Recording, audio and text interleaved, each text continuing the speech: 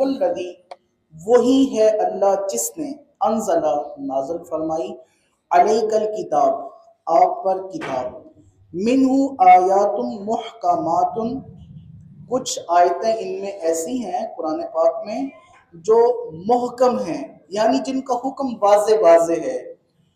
ہننا ام الکتاب اور یہ کتاب کی اصل ہیں وَأُخَرُ مُتَشَابِهَاتٌ اور دوسری وہ ہیں جو متشابہ آیات ہیں فَأَمَّا الَّذِينَ فِي قُلُوبِهِمْ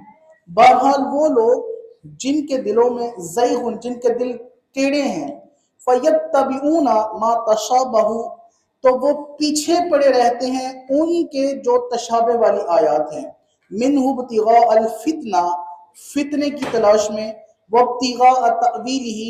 اور وہ ان آیتوں کی تعویل کرتے ہیں جن آیتوں کا معنی متشابہ ہے پھر فرمایا وما یعلم تأویلہ کوئی نہیں جانتا اس کا اصل علم کیا ہے ان آیات کی تعویل کیا ہے الا اللہ مگر اللہ کے پھر فرمایا والراسخون فی العلم اور جو پختہ علم والے ہیں یقولون وہ کہتے ہیں آمنا بھی ہم ایمان لے آئے اس پر کل من عند ربنا یہ ساری کی ساری ہمارے رب کی طرف سے ہے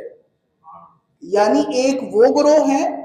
جو مشتبہ آیات کے پیچھے پڑے رہتے ہیں ان کا معنی واضح نہیں ہے لیکن وہ ان میں اپنی جانب سے تعویل کرتے رہتے ہیں اور فرمایا ایک گروہ وہ ہے جو پختہ علم والے ہیں وہ کہتے ہیں کہ یہ ہم اس پر ایمان لے آئے ہیں اور یہ سارا کا سارا ہمارے رب کی طرف سے ہے وما یذکر الا اولو الالباب اور اللہ نصیحت نہیں دیتا مگر عقل والوں کو عزیزان گرامی قدر اس آیت مبارکہ میں قرآن پاک کے دو حصوں کو بیان کیا گیا ہے ایک وہ حصہ جو آیات محکمات ہیں یعنی جن کے حکم واضح ہیں ایک آیت پڑھی جائے اور اس کا حکم فوراً سمجھ میں آ جاتا ہے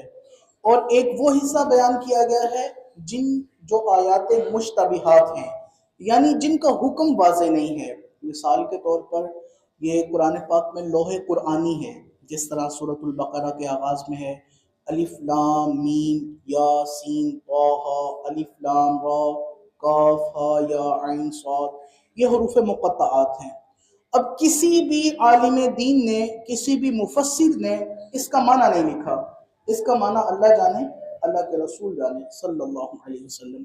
تو ان کا معنی واضح کسی پر نہیں ہے اور لیکن یہ بات بھی نہیں ہے کہ یہ بے معنی ہے یہ بات بھی نہیں ہے کہ یہ بے معنی ہے کچھ لوگ یہ کہتے ہیں جی ان کا معنی ہی کوئی نہیں اب ایک بات ذرا توجہ سے سماعت فرمائیے گا اگر کوئی کلام انسان کرے کلام کی بھی دو قسمیں ہوتی ہیں آپ اردو پڑھنے والے ہیں ایک کلام محمل ہوتا ہے اور ایک کلام جو ہم کرتے ہیں محمل کلام اسے کہتے ہیں جس کا کوئی معنی نہیں ہے بے معنی کلام تو بے معنی کلام کی کوئی وقعت نہیں ہوتی اگر ہم یہ تصور کر لیں کہ ان کا معنی کوئی نہیں ہے تو پھر معاذ اللہ قرآن پاک میں ایک عیب ہوا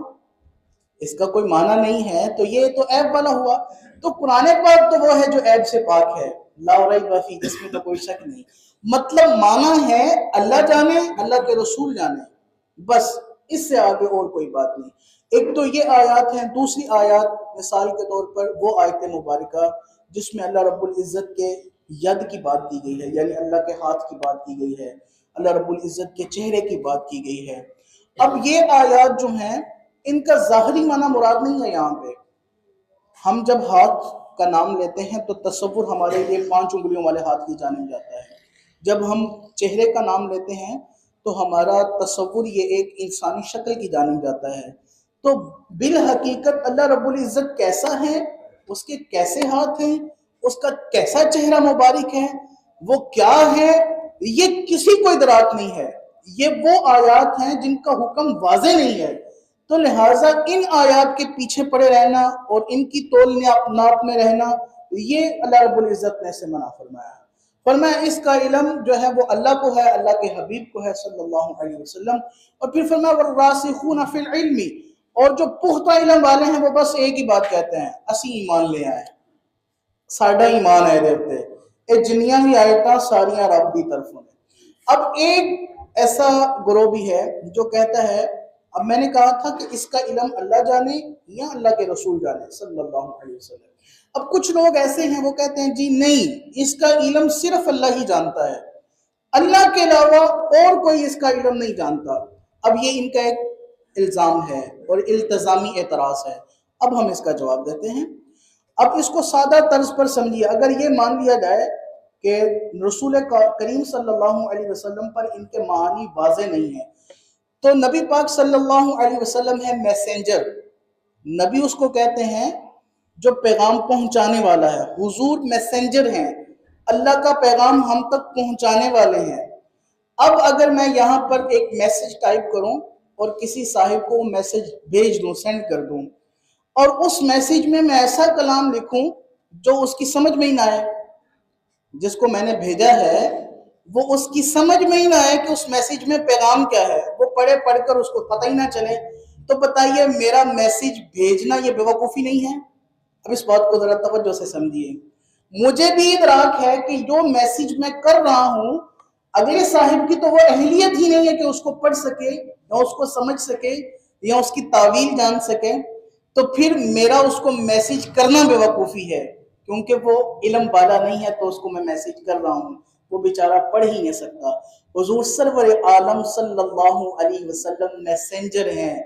نبی ہیں، اللہ کا پیغام ہم تک پہنچانے والے ہیں۔ اگر یہی مطلوب کر لیا جائے کہ قرآن پاک معاذ اللہ نبی پاک صلی اللہ علیہ وسلم کو ادراک نہیں ہے اس بات کا، تو پھر گویا کہ معاذ اللہ اگلی بات آپ کو سمجھ لیجیے۔ تو نبی پاک صلی اللہ علیہ وسلم کو ہر بات کا ادراک ہے اللہ کے فضل سے، اللہ کی اذن سے، اللہ کے حکم سے۔ خالق کائنات اللہ عز و جل نے اپنے حبیب کو کل خزانوں کی کنجیاں عطا فرما دی، کل خزانوں کی چابیاں عطا فرما دی۔ اب وہاں میں کوئی بات نہیں کرنی چاہیے۔ جو نبی پاک صلی اللہ علیہ وسلم کے معاملات زندگی ہیں یہ صرف تعلیم امت کے لیے ہے۔ نبی پاک صلی اللہ علیہ وسلم کا نماز میں بھول جانا یا بشری تقاضوں کے مطابق جتنے بھی معاملات ہیں وہ صرف اور صرف اس بات کے لیے ہے کہ امت کو تعلیم دے دی جائے، امت کو بتا دیا جائے، امت کے لیے آسانی پیدا کر دی جائے، وگرنہ وہ رب العالمین ہے اور یہ رب العالمین کے حبیب عالم صلی اللہ علیہ وسلم ہے۔ یہاں پر بات ختم ہو جاتی ہے۔ پھر اللہ رب العزت نے آخر میں ارشاد فرمایا وَمَا يَذَّكَّرُ إِلَّا أُولُو الْأَلْبَابِ، فرمایا کہ کوئی نصیحت حاصل نہیں کرتا مگر جو عقل والا ہے، مگر جو عقل والا ہے۔